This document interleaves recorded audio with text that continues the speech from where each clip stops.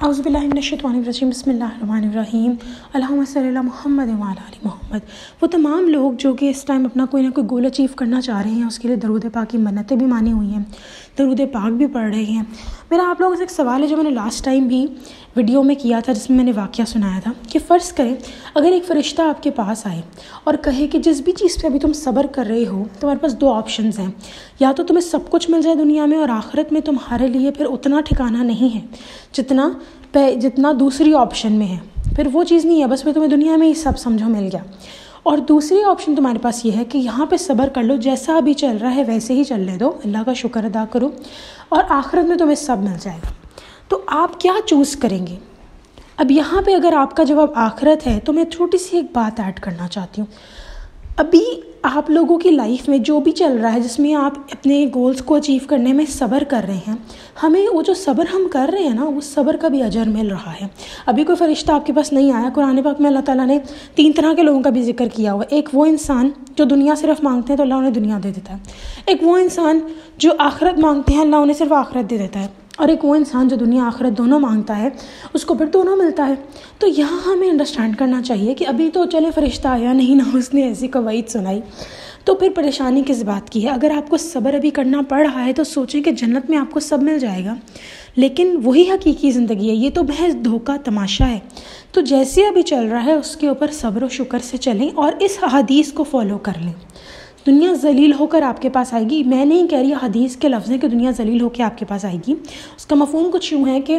جس انسان کا مقصود حصول دنیا ہو، دنیا اتنی ہی آتی ہے جتنی اس کے لیے لکھی ہے، لیکن جس کا مقصود حصول آخرت ہوگا، دنیا اس کے پاس ذلیل ہو کر آتی ہے۔ تو سوچیں اب ذلیل ہو کے آنا، یہ حدیث کے اندر لفظ لکھ دیے گئے ہیں، دنیا کا ذلیل ہو کر آنا کیا ہے؟ سارا کچھ آپ کے پیر کی دھول بن جاتا ہے۔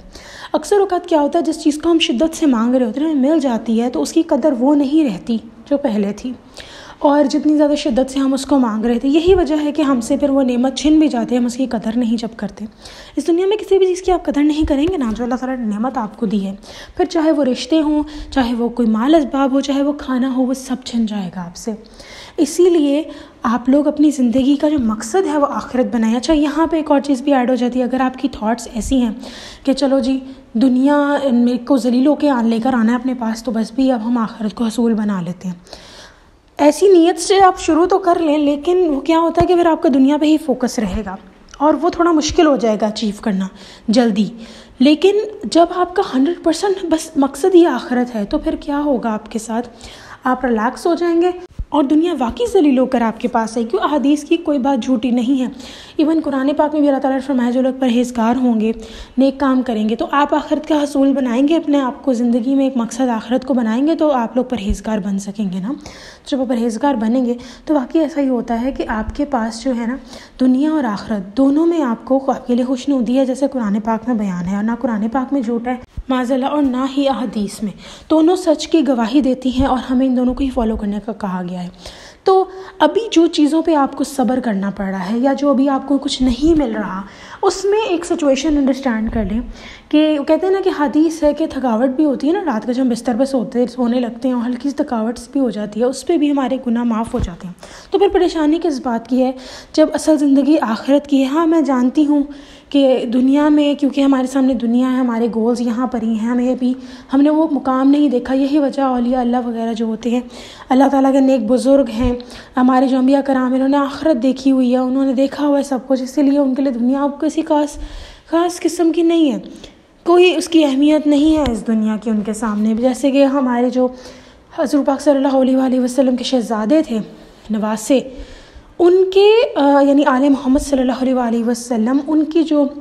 گھر میں حضرت علی اور حضرت فاطمہ رضی اللہ عنہا کے گھر جو ایک ملازمہ تھیں، وہ ایک بادشاہ کی بیٹی تھی، جنگ سمتھنگ میں ان کے گھر آئی تھیں، اور انہوں نے جب دیکھا کہ حالات اتنے غربت والے ہیں تو انہوں نے تانبے سے سونا بنایا۔ If I am not wrong, میں نے یہی سنا ہے، اللہ مجھے معاف کرے اگر کوئی غلطی ہو جائے مجھے بتاتے ہوئے۔ تو انہوں نے جب حضرت علی رضی اللہ عنہ کو دکھایا تو انہوں نے کہا یہ تو ہمارے لیے بہت آسان ہے یہ چیزیں کرنا، لیکن ہم نے خود یہ زندگی اختیار کی ہے، کیونکہ دے نیو اٹ کہ کتنا زیادہ آخرت کی زندگی ہے اور کتنا ان کو اپنے رب کو راضی کرنا تھا، کہ ایمان ہی بہت تھے۔ لیکن اگر آج کا ایک عام انسان بھی اگر اپنی آخرت کی زندگی کو دیکھ لیتا ہے اور اس کو بتا دیا جاتا ہے کہ آخرت میں یہ سب ہے، ایک ہوتا ہے نا کہ ہمیں قرآن میں تو بتا دیا گیا آخر میں یہ سب ہے، لیکن اللہ معاف کرے ہم نے اپنی نظر سے تو نہیں دیکھا اس چیز کو، اس لیے ابھی بھی ہم لوگ کہیں نہ کہیں دنیا کو ہی اپنے اندر پھنسا کے بیٹھے ہوئے ہیں۔ تو اگر آپ نے آخرت کی کوئی جھلک دیکھ لی تو پھر کیا ہوتا ہے، پھر آپ کے لیے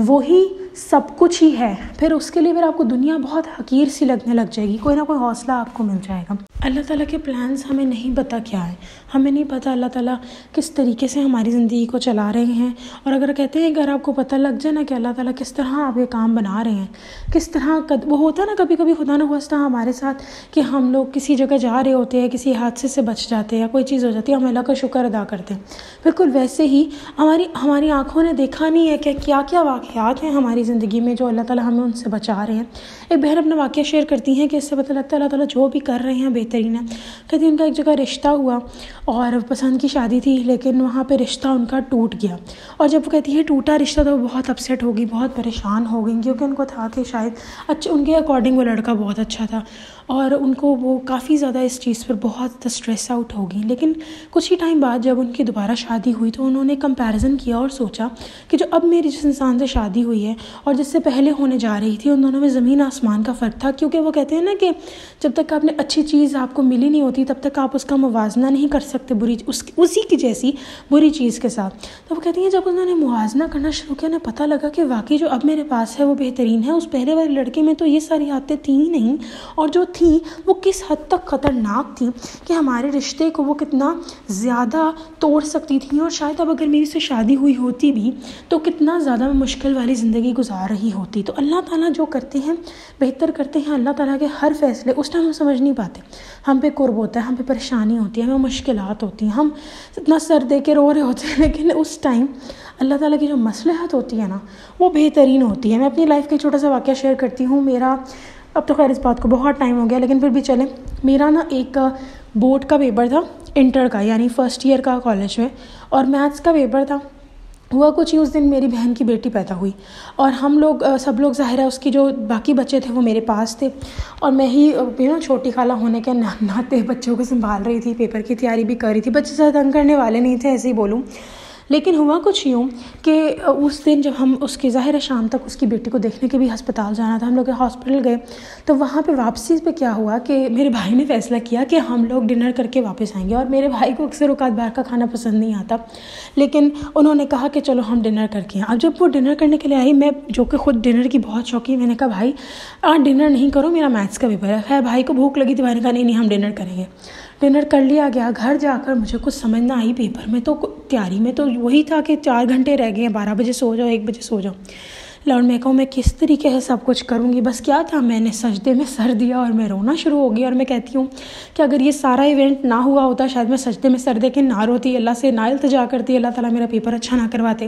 وہ ساری رات میں جاگی تو صحیح، لیکن کیسے جاگی، میتھس کہتے ہیں بہت بے وفا سبجیکٹ ہے، پریکٹس کے بغیر نہیں آتا، اور میں بس ہر پیج کو جو گائیڈ تھی نا میتھس کے کویشچنس کی اس کو پلٹ پلٹ کے پڑھتی جا رہی تھی کویشچنس کو کہ اچھا یہ ایسے ہوا ہے، اچھا ٹھیک ہے یہ ایسے ہوا ہے، اور حالانکہ یہ طریقہ نہیں ہوتا میتھس کو کرنے کا، لیکن میں یہی طریقہ فالو کر رہی تھی۔ اور پھر ہوا کچھ یوں کہ اگلے دن میرا پیپر اتنا اچھا ہوا، اتنا بہترین میرا پیپر ہوا کہ میں ایکسپلین نہیں کر سکتی، I can not express my gratitude. میں جو اللہ تعالیٰ نے مجھے اتنا مدد کی، تو یہ بھی ایک اچھا ہی ہوا نا کہ اس دن بیٹی پیدا ہوئی، اور میں اسی دن ہی اپنے بھائی کے ساتھ ہسپتال چلے گئی اپنی بہن کو دیکھنے، اس کی بیٹی کو دیکھنے۔ اور اگر یہ سب چیزیں میں نہ کرتی تو کیا ہوتا، اگر وہ مجھے مشکل نظر نہ آتی، میں اللہ تعالیٰ کو اس طریقے سے نہ پکارتی، اور اگر اللہ تعالیٰ کو میں اس طریقے سے نہ پکارتی، اب کو ہوتا ہے نا اللہ تعالیٰ کو ہماری ادا پسند آ جاتی ہے، تو وہ چیز میں نہ کر پاتی، اور نہ میرے جو پیپر ہے اس میں اچھے نمبر آ پاتے۔ تو جو ہو رہا ہے نا بہتر ہو رہا ہے، آپ کو نہیں پتہ کیا ہو رہا ہے، اس ٹائم ہم سمجھ نہیں پاتے۔ اچھا مجھے یاد بھی آ رہا ہے میں جس طرح روئی تھی، اتنی پریشان کہ یہ کیا ہو رہا ہے میرے ساتھ، اور میں مطلب اس طرح کے تب وہ تھوڑا سا بندہ ٹین ایج میں بھی ہوتا ہے، تو میں اس طرح کہہ رہی کہ یہ کیا ہو گیا، لائک کوئی میرا خیال نہیں کر رہا، اور یہ نہیں کر رہا، وہ نہیں کر رہا، اور یہ ساری باتیں میں اللہ تعالیٰ سے کر رہی تھی، لیکن اللہ تعالیٰ نے اتنا بہترین میرا پیپر کروا دیا۔ تو آپ کو نہیں پتہ جو بھی آپ کی لائف میں ہو رہا ہے، آپ جس بھی سجدے میں رو رہے ہیں، آپ کے سامنے جو بھی مشکل آ رہی ہے، وہ مشکل آپ کو کبھی کبھار آپ کی منزل کے قریب کر دیتی ہے، اللہ تعالیٰ کے ساتھ رشتہ بہتر بنانے میں، اور ساتھ ساتھ آپ کے کام کروانے میں بھی۔ ہوتا ہے نا کبھی سم ٹائمز ہم لوگ جب تک صحیح طریقے سے اپنے پیرنٹس کے سامنے ریکویسٹ نہیں کرتے تو ہمیں وہ چیز نہیں ملتی. بالکل اول تو ہر چیز اللہ تعالیٰ دیتے ہیں, تو اللہ تعالیٰ کے سامنے بھی ہمیں گر گرا کر مانگنا چاہیے. کیا پتہ اللہ تعالیٰ ہمیں اس سے بہترین دے دے. اللہ تعالیٰ ہم سے بہت پیار کرتے ہیں. تو ان سب باتوں کو پلیز اپنے مائنڈ میں رکھیں. اللہ تعالیٰ جو دے رہے ہیں ابھی آپ کو بہترین دے رہے ہیں. ہم لوگ اکثر اوقات خود سے جو فیصلے کرنے نکل پڑتے ہیں نا, تو ہمیں نہیں پتہ لگتا. اگر آپ کو نہیں سمجھ آ رہی نا آپ کی لائف میں وہ کیا کرنا ہے, تو سمپلی آپ یہ کریں کہ نماز میں ایک دعا ہے, ربی انی لما انزلت الی من خیر فقیرہ, جس کا مطلب کچھ یوں ہے, میرے پروردگار جو کوئی بہتری آپ مجھ پر